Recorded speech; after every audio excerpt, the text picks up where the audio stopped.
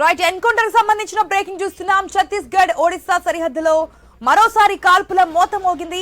గరియాబంద్ జిల్లాలో భద్రతా బలగాలు మావోయిస్టులకు మధ్య ఎదురుకాల్పులు చోటు చేసుకున్నాయి. ఈ ఘటనలో 12 మంది మావోయిస్టులు మృతి చెందినట్లుగా తెలుస్తోంది. మృతుల్లో 2 మహిళా మావోయిస్టులు ఉన్నట్లుగా గుర్తించారు పోలీసులు. మృతదేహాలను స్వాధీనం చేసుకున్నారు భద్రతా సిబ్బంది.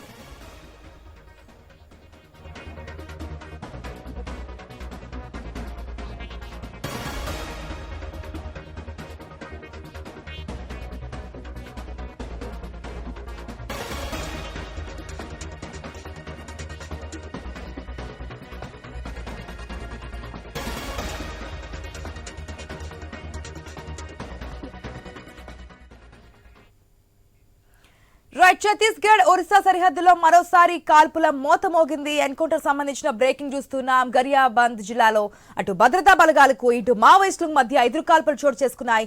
ఈ ఘటనలో మొత్తం 12 మంది మావోయిస్టులు మృతి చెందినట్టుగా తెలుస్తున్నారు.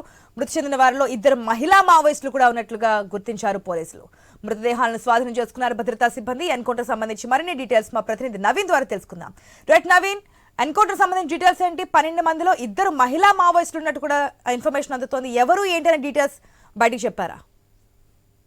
ఈ సాక్ష్యం మనం చూడొచ్చు. తెలంగాణ అదే ఛత్తీస్గఢ్ అదేవిధంగా ఒడిశా ఈ సరిహద్దు ప్రాంతంలో భారీ ఎన్కౌంటర్ అయితే చోటు చేసుకుంది. అయితే ఆ ఛత్తీస్గఢ్ రాష్ట్రంలోని గరియాబంద్ అడవి ప్రాంతంలో భారీ ఎన్కౌంటర్ జరిగింది. అయితే నిన్న ఉదయం నుంచి కూడా ఈ కాల్పుల మోత అయితే ఆ ప్రాంతంలో మోగుతున్నట్టు పరిస్థితి మనం చూడొచ్చు. నిన్న 2 ఇదే ఎన్కౌంటర్ లో చనిపోయారు మావోయిస్టులు.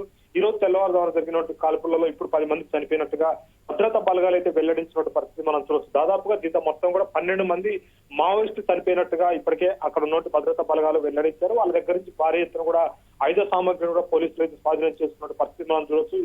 AK-47 ఇన్సాస్ లాంటి వెపన్స్ ని మొత్తం కూడా స్వాధీనం చేసుకున్నారు. అంతేకాకుండా భారీ ఎత్తున పేలుడు పదార్థాలతో పాటు భారీ ఎత్తున కూడా అక్కడ ల్యాండ్ మైన్స్ ఇవన్నీ కూడా స్వాధీనం చేసుకున్న పరిస్థితి మనకు కనపడుతుంది. అయితే ఈ ఎన్కౌంటర్ ఇంకా కొనసాగుతుందని చెప్పేసి కూడా ఆ ఛత్తీస్గఢ్ సంబంధించిన గరియాబంద్ పోలీసులు అయితే చెప్తున్నట్టు పరిస్థితి మనం చూడొచ్చు. అయితే అక్కడికి మాత్రం మీడియాని ఎవరిని కూడా పోనీయట్లేదు. ఇప్పుడు మృతి చెందినటువంటి మావోయిస్టులకు సంబంధించి ఆ డెడ్ బాడీలను కూడా గుర్తించలేదని చెప్పేసి కూడా పోలీసులు చెప్తున్నారు. అయితే ఈ ఎన్కౌంటర్ ఇంకా కొనసాగుతున్న నేపథ్యంలో ఎందుకంటే పూర్తి స్థాయిలో కూడా ఈ 2 రాష్ట్రాల సరిహద్దు ప్రాంతంలో ఎన్కౌంటర్ జరుగుతుంది. ఛత్తీస్గఢ్ తో పాటు ఒడిశా సరిహద్దు ప్రాంతంలో ఇదంతా కూడా ఆ ప్రాంతం మొత్తం కూడా అబూజ్బాద్ ప్రాంతం అని చెప్పొచ్చు. ఎందుకంటే మావోయిస్టులకి ఆ కంచుకోట ఉన్నటువంటి ప్రాంతం, మావోయిస్టులు పూర్తి స్థాయిలో సేఫ్ జోన్ గా అని చెప్పుకునే ప్రాంతం అని చెప్పుకోవచ్చు. ఆ ప్రాంతంలో ఈ భారీ ఎన్కౌంటర్ చోటు చేసుకుంటుంది. అయితే 2 రాష్ట్రాలకు సంబంధించినటువంటి భద్రతా బలగాలు కూడా ఈ ఎన్కౌంటర్ లో పాల్గొన్నట్టుగా తెలుస్తుంది. ఛత్తీస్గఢ్ తో పాటు ఒడిశా సంబంధించినటువంటి భద్రతా బలగాలు పూర్తి స్థాయిలో కూడా ఈ ఆపరేషన్ లో కొనసాగుతున్న పరిస్థితి మనం చూడొచ్చు. ఎందుకంటే ఇరు రాష్ట్ర పోలీసులతో పాటు కేంద్ర బలగాలు కూడా ఆ ప్రాంతాన్ని మొత్తం కూడా చుట్టుముట్టిన పరిస్థితి మనం చూడొచ్చు. నిన్న ఎన్కౌంటర్ జరిగిన సమయంలో దాదాపుగా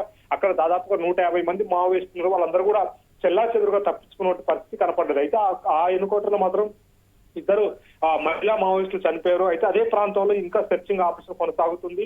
నిన్న నుంచి కూడా భారీగా కూడా అక్కడ అదనపు భద్రతా బలగాలను కూడా తెప్పించుకొని నిన్న నుంచి కూడా భారీ కూమింగ్ చేస్తున్న నేపథ్యంలో ఇప్పటికీ 10 మంది కూడా చనిపోయినట్టుగా తెలుస్తుంది. అయితే ఈ రోజు 1 గంట కిందట అక్కడ కాల్పులు జరిగాయి. మళ్ళీ ఆ కాల్పుల్లో దాదాపుగా 10 మంది మావోయిస్టులు చనిపోయారు. ఆ 10 మందికి సంబంధించిన డెడ్ బాడీలు కూడా స్వాధీనం చేసుకున్నామని చెప్పేసి పోలీసులు చెప్తున్నారు. అయితే ఇంకా కాల్పులు కొనసాగుతున్న నేపథ్యంలో భారీ ఎత్తున కూడా కీలక నేతలు ఆ ప్రాంతాల్లో ఉన్నారని చెప్పేసి కూడా పక్క సమాచారంతో ఈ కాల్పులు అయితే కొనసాగుతున్న పరిస్థితి అక్కడ ఉంది. అయితే మావోయిస్టుల ఏరువేతగా కీలక పాత్ర కూడా డ్రోన్ కెమెరాలు కూడా అక్కడ వాడుతున్నారు. ఎందుకంటే మావోయిస్టు అడవి ప్రాంతం ఉంటుంది కాబట్టి ఖచ్చితంగా వాళ్ళు ఎక్కడెక్కడ కదలికలు ఉన్నాయి, ఏ ప్రాంతానికి తప్పించుకొని వెళ్ళిపోతున్నారు అనేది దాని మీద కూడా పూర్తి స్థాయిలో కూడా డ్రోన్ కెమెరాలతో కూడా కూమింగ్ అయితే నిర్వహిస్తున్న పరిస్థితి అక్కడ ఉంది. పూర్తి స్థాయిలో కూడా మావోయిస్టులకు సంబంధించిన ఒక గడ్డు కాలం అనేది చెప్పుకోవచ్చు. ఎందుకంటే ఇప్పుడు వచ్చేది వేసవి కాలం, ఇప్పటికే ఆకురాలుతున్న పరిస్థితి మనం చూడొచ్చు. పచ్చటి అడవి మొత్తం కూడా ఆకురాలిపోతుంది. ఒక ఎడారిని తలపించే విధంగా అడవి మొత్తం ఉంటుంది. అయితే మావోయిస్టులు ఈ సమయంలో పూర్తి స్థాయిలో కూడా ఏరివేత పూర్తిగా చేయొచ్చు అని చెప్పేసి కూడా కేంద్రం ఆలోచిస్తున్న నేపథ్యంలో ఇప్పటికే 2 రాష్ట్రాలు అంటే మావోయిస్టు ప్రాబల్యం ఉన్నటువంటి రాష్ట్రాలు ఎక్కడ ఉన్నాయో ఇరు రాష్ట్రాలతో కలుపుకుని ఆ రాష్ట్ర పోలీసులతో పాటు కేంద్ర బలగాలు కూడా భారీ ఎత్తున కూడా కూమింగ్ నిర్వహిస్తున్న పరిస్థితి ఛత్తీస్గఢ్ లో కనపడుతుంది. అయితే ప్రతి చోట కూడా మావోయిస్టు ప్రాబల్యం ఉన్నట్టు ఛత్తీస్గఢ్ తో పాటు ఒడిశా ప్రాంతంలో కూడా భారీ ఎత్తున కూడా కేంద్ర బలగాలు మొత్తం కూడా క్యాంపులు నిర్వహిస్తున్నట్టు పరిస్థితి ఉంది. 1000 సంఖ్యలో కూడా రోజు అడవిని అయితే కూమింగ్ చేస్తున్నారు.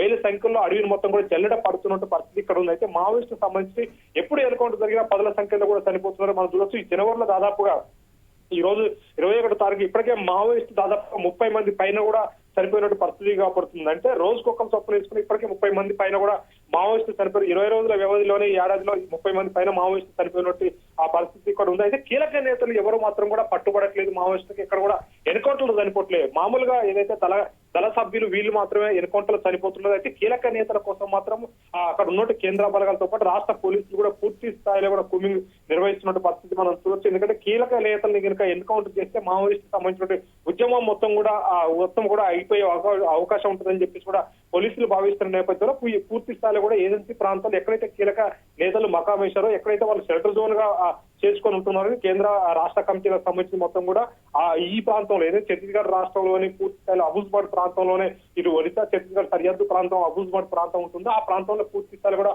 భారీగా కూడా అక్కడ మకాం వేసుకొని ఉన్నట్టుగా తెలుస్తుంది. ఈ నేపథ్యంలో భారీగా భద్రతా బలగాలు కూడా ఆ ప్రాంతానికి అయితే రోజు కూడా వెళ్ళి కూలింగ్ చేస్తున్న పరిస్థితి మనం చూడొచ్చు. అక్కడ ఎన్కౌంటర్లు అయితే రోజు కూడా జరుగుతున్నాయి. 10ల సంఖ్యలో కూడా మావోయిస్టులు చనిపోతున్న పరిస్థితి మనం చూడొచ్చు. అయితే మృతుల సంఖ్య సంబంధించి పెరిగే అవకాశం ఉంటుందని చెప్పేసి కూడా పోలీసులు అయితే చెప్పారు. ఇంకా మృతులకు సంబంధించి వాళ్ళని గుర్తించాలి. 12 మంది చనిపోయారు కాబట్టి ఆ 12 మందిలో కూడా 2 మహిళా మావోయిస్టులు ఉన్నారు. మిగతా 10 మంది డెడ్ బాడీ కూడా స్వాధీనం చేసుకున్నాం. పూర్తి స్థాయిలో కూడా ఇంకా సెర్చింగ్ ఆపరేషన్ కొనసాగుతుంది కాబట్టి పూర్తిగా మృతదేహాలు ఏదైతే మావోయిస్టులకు సంబంధించిన ఎన్కౌంటర్ సంబంధించిన మృతుల సంఖ్య పెరిగే అవకాశం ఉందని చెప్పేసి కూడా పోలీసులు అయితే చెప్తున్న పరిస్థితి కనపడతా ఉంది. ఆశ.